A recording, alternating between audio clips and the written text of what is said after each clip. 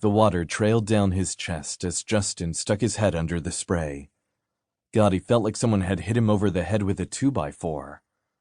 Rina had told him that his body was accepting the magic of his new role and that's why he felt so sluggish.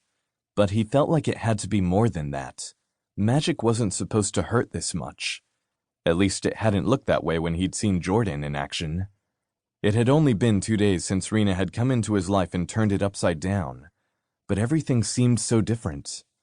He rinsed out the shampoo in his hair and tried not to see Rina's big blue eyes and blonde hair that she wore so tied away from her face. She'd caught a few curls escaping from their prison, and his hands had itched to wrap them around his finger.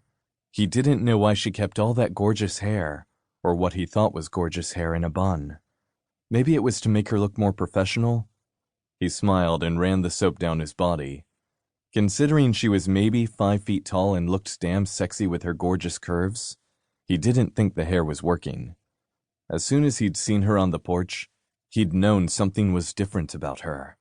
And then when his mind cleared, he'd needed to get his hands on her. He let out a groan and cursed. He wasn't that guy anymore. That guy who just slept with any random woman and did what he wanted regardless of the consequences. No, he was the elementary school principal now. He had duties.